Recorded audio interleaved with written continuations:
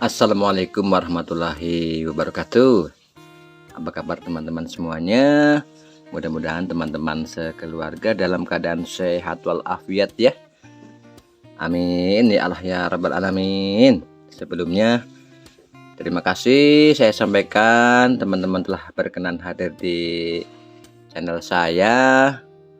Dalam kesempatan kali ini saya ingin menunjukkan kepada teman-teman bagaimana caranya memilih buah labu siam yang sudah tua yang akan kita jadikan untuk bibit.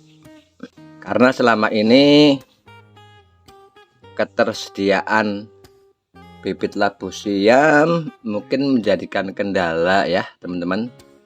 Masih banyak yang belum membudidayakan labu siam.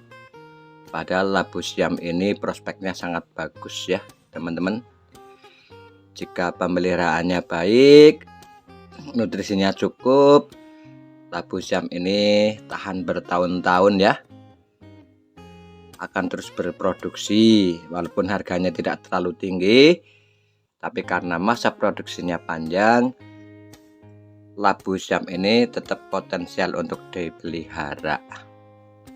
Dibandingkan tanaman-tanaman lain ya teman-teman, itu sudah tersedia ya bijinya dalam kondisi kering, siap tanam ya, tersedia banyak di online, mudah didapatkan ya. Tapi kalau untuk labu siam ini ya, saya belum menemukan ada bibit kemasan yang tahan lama yang siap ditanam ya teman-teman ya. Jadi mau tidak mau ketika kita mau menanam labu siam, kita harus menyemai sendiri ya. Oke, langsung saja ya teman-teman. Bagaimana caranya memilih labu siam yang sudah tua ya? Kita lihat dulu labu siam yang masih muda ya teman-teman ya. Ini labu siam yang masih muda ya teman-teman ya. Tuh, kalau kita perhatikan ya, labu siam yang masih muda itu warnanya cenderung pucat ya. Kulitnya juga masih kasar seperti ini. Masih berkerut-kerut ya. Dan kalau ditekan dengan kuku seperti ini, ini kulitnya masih sangat lunak ya teman-teman ya. Ini labu siam yang masih muda. Ini tidak bisa untuk dijadikan bibit ya teman-teman ya. Tuh. Dengan sedikit tekanan saja, itu dengan sedikit tekanan kuku kita akan masuk ini. Ini itu seperti itu hasilnya ya teman-teman ya. Itu tuh akan keluar getahnya itu ya teman-teman ya. Jadi kulitnya masih lunak ya teman-teman. Labu siam yang masih muda ini tidak bisa dijadikan bibit ya. Bijinya tidak akan tumbuh.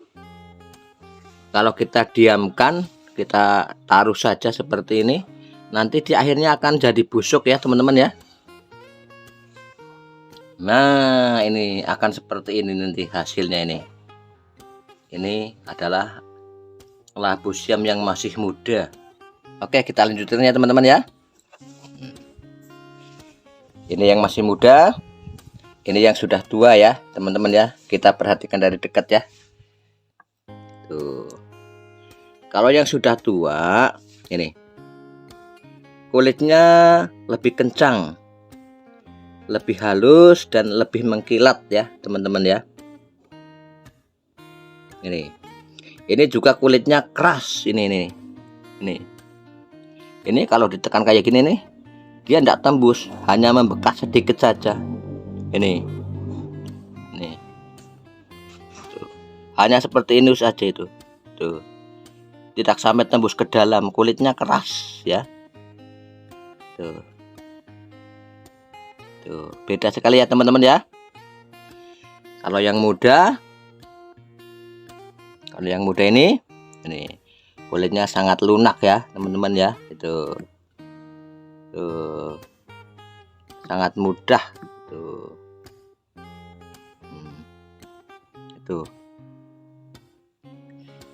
Itu kalau dilihat dari kulitnya ya, dari warna kulit dan kekerasan kulit.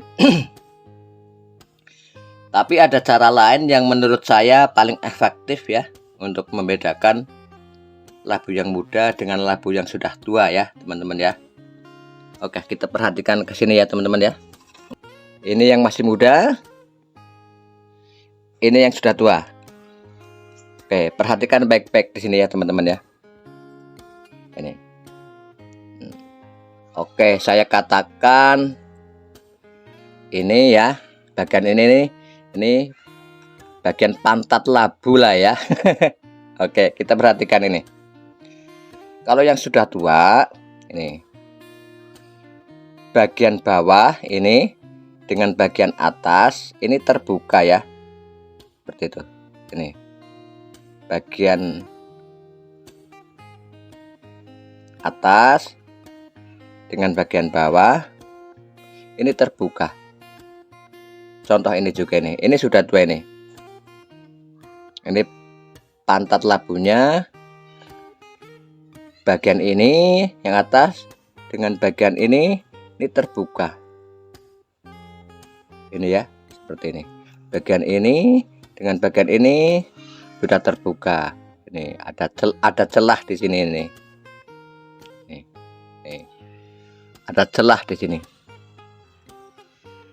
Celah ini dari mana datangnya? Celah ini terbentuk karena dorongan dari biji yang ada di dalam sana. Ini ya, ini sudah mulai kelihatan ya bijinya.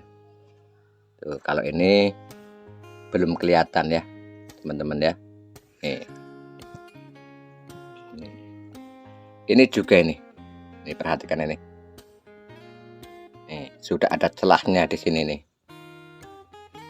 Ini. Jadi bagian ini dengan ini tidak nempel ya. Bagian ini dengan ini juga tidak nempel. Ini sudah tua ya. Ini sudah tua. Apalagi ini sudah terlihat bijinya, ini pasti sudah tua. Itu cara yang paling gampang untuk membedakan. Oke, kita sekarang perhatikan yang masih muda ya teman-teman ya. Ini yang masih muda. Ini kita perhatikan. Ini yang masih muda ya. Ini bagian atas dengan bagian sini masih bertemu, masih nempel ya teman-teman ya. Nih masih bertemu. Nih bagian ini dengan ini masih bertemu. Tuh. Bagian ini dengan ini masih bertemu nih.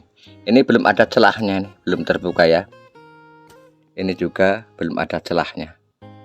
Itu perhatikan. Ini yang sudah tua, ini yang masih muda. Tuh, kita perhatikan juga ini yang ini. Ini masih nempel. Nih, masih rapat. Nih. Ini masih nempel ke sini ini. Masih rapat. Begitu ya teman-teman. Cara membedakan yang paling efektif adalah dilihat pantatnya labu siam itu. Tuh. Ini yang sudah tua. Nih, terbuka. Ini sudah tua. Terbuka begini. Ini apalagi sudah kelihatan bijinya ya. Teman-teman. Oke, begitu ya teman-teman. Mudah kan cara membedakannya ya.